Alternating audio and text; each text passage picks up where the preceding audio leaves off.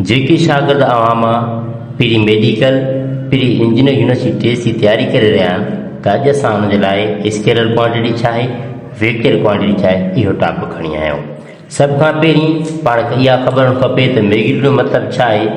बिलफर्ज़ कयो हिते जेकॾहिं 2 लिखियल आहिनि, 3 लिखियल आहिनि या 7 लिखियल आहिनि, इहो ज़ाहिर करे थो कंहिं शइ जे मिक़दार खे, मैग्नीट्यूड खे। जेकॾहिं हिन जे भरिसां हुते केजी लिखी छॾियां त इहो छा थियो, यूनिट थी वियो।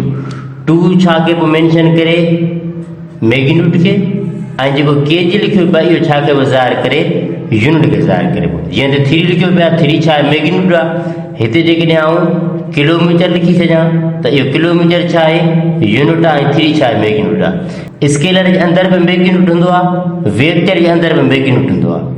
स्केलर जे अंदरि बि यूनिट हूंदो आहे, वेक्टर जे अंदरि बि यूनिट हूंदो आहे।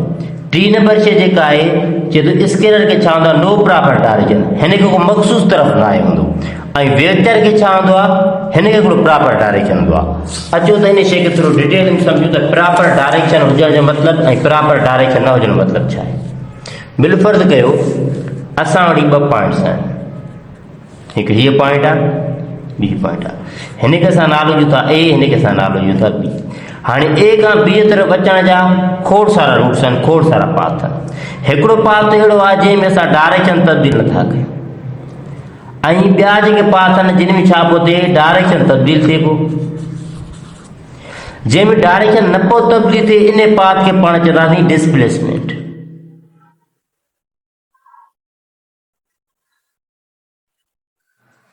ऐं जंहिंमें डायरेक्शन तब्दील थिए पोइ इन खे पाण चवंदासीं डिस्टेंस।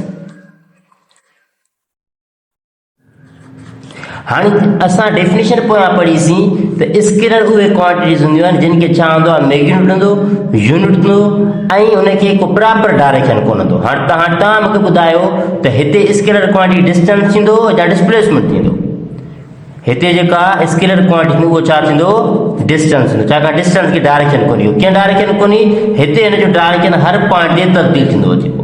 वरी जॾहिं पाण डिस्प्लेसमेंट ते हिन ए खां बी जे तरफ़ जॾहिं ट्रेवल कयो, कंहिं बि पॉइंट ते हिन पंहिंजो डायरेक्शन तब्दील न कयो, इन जे करे हिन खे पाण छा चवंदासीं, वेक्टर क्वांटिटी चवंदासीं। हिन खे हिकिड़ो प्रॉपर ऐं पर्टिकुलर डायरेक्शन आहे। उन खां पोइ छा आहे, जॾहिं तव्हां डिस्टेंस ते कयो था कंहिं एके वक़्त में त उन खे पाण स्पीड चऊं था। हाणे स्पीड जो डायरेक्शन को कोन्हे को, हिन जो डायरेक्शन तब्दील थींदो अचे पियो, हर पॉइंट ते तब्दील थींदो अचे पियो। इन जे करे स्पीड कहिड़ी क्वांटिटी थींदी, स्केलर क्वांटिटी थींदी। उन खां पोइ जॾहिं डिस्प्लेसमेंट में तब्दीली अचे त rate of change of displacement is called velocity. जॾहिं डिस्प्लेसमेंट तब्दीली ईंदी उनखे पाण छा चवंदासीं, वेलोसिटी चवंदासीं। हाणे वेलोसिटी खे छा आहे, हिकिड़ो प्रॉपर डायरेक्शन आहे, ए खां बी जे तरफ़ वञे पियो। इन जे करे वेलोसिटी कहिड़ी क्वांटिटी थींदी, वेक्टर क्वांटिटी थींदी। उन खां पोइ एक्सेलरेशन डेफिनेशन छा आहे त rate of change of velocity. जॾहिं वेलोसिटी में तब्दीली टाइम वेलोसिटी खां उनखे पाण छा चवंदासीं, एक्सेलरेशन चवंदासीं। अच्छा, हाणे एक्सेलरेशन भला स्केलर आहे या वेक्टर आहे, तव्हां ॿुधायो। एक्सेलरेशन खे मख़सूस डायरेक्शन आहे, इन जे करे एक्सेलरेशन कहिड़ी क्वांटिटी थींदी, वेक्टर क्वांटिटी थींदी।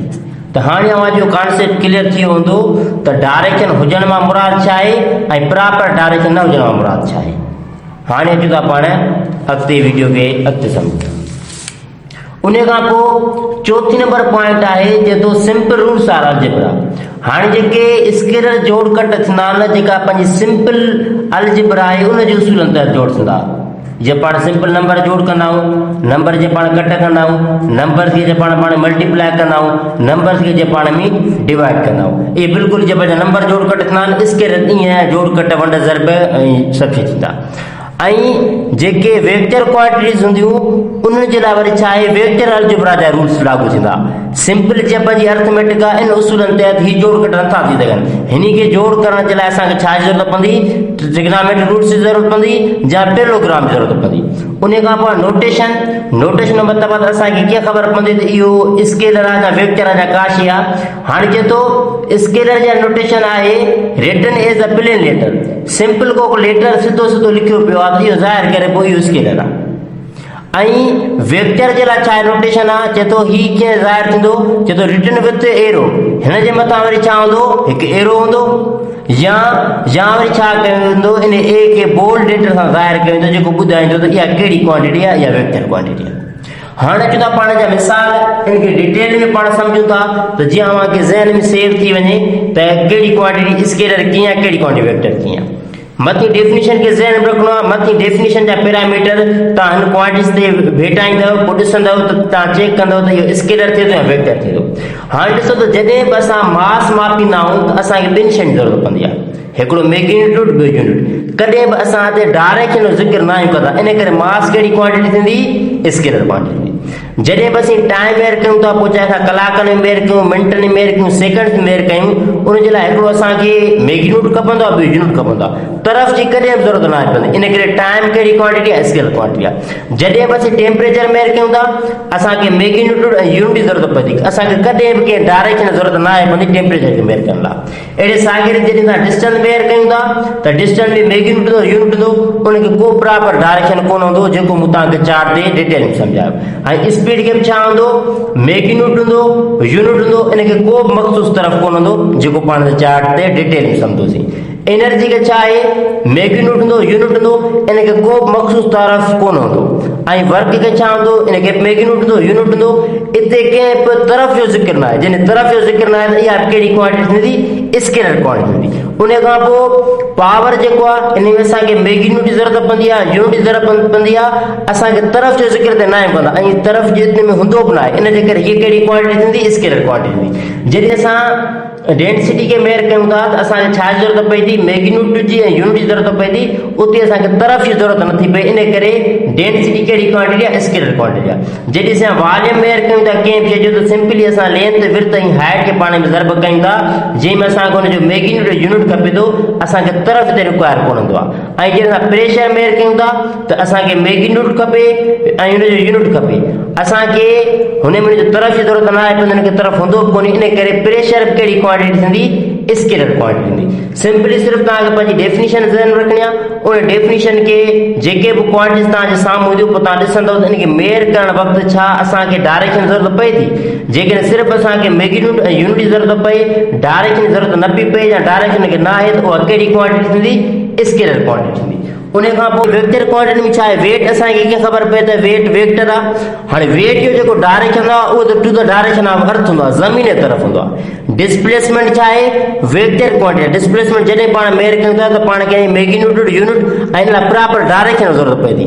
अहिड़े साॻिए रीति जॾहिं पाण एक्सेलेरेशन खे मेयर कयूं था त इन जे लाइ असांखे मैग्नीट्यूड खपे, यूनिट खपे ऐं इन जे लाइ प्रॉपर डायरेक्शन जी ज़रूरत पए थी। जॾहिं असीं फोर्स लॻायूं था कंहिं शइ जे मथां, त फोर्स जो मतिलबु आहे त असींखे प्रॉपर तरफ़ जी ॻाल्हि कयूं था, त इन में मैग्नीट्यूड बचियो, यूनिट बचियो, प्रॉपर डायरेक्शन बचियो। इन जे करे फोर्स कहिड़ी क्वांटिटी थींदी, वेक्टर क्वांटिटी थींदी। ऐं उन खां पोइ वेलासिटी वेक्टर छो आहे, वेलासिटी इन करे वेक्टर आहे, हिनखे मैग्नीट्यूड पाए, यूनिट पाए ऐं इनखे मख़सूस तरफ़ पाए, इन जे करे वेलासिटी छा आहे, वेक्टर क्वांटिटी आहे। वन सेकेंड वरी थोरो नए डायग्राम जी तरफ़ पाण वापसि अचूं था त हिन में पाण कुझु क्वांटिटीज़ पढ़ियूंसीं। हिकिड़ो पाण डिस्टेंस पढ़ियोसीं, डिस्प्लेसमेंट पढ़ियोसीं। पाण इहो पढ़ियो डिस्प्लेसमेंट मख़सूस तरफ़ आहे, हिनखे मख़सूस तरफ़ आहे, इन जे करे डिस्प्लेसमेंट कहिड़ी क्वांटिटी आहे, वेक्टर क्वांटिटी आहे। डिस्टेंस को मख़सूस तरफ़ न आहे, इन जे करे कहिड़ी क्वांटिटी आहे, वेक्टर क्वांटिटी आहे। स्पीड के को बि तरफ़ कोन्हे, इन करे स्केलर आहे। वेलासिटी के मख़सूस तरफ़ आहे, इन जे करे वेक्टर आहे। एक्सेलेरेशन के मख़सूस तरफ़ आहे, इन जे करे वेक्टर आहे।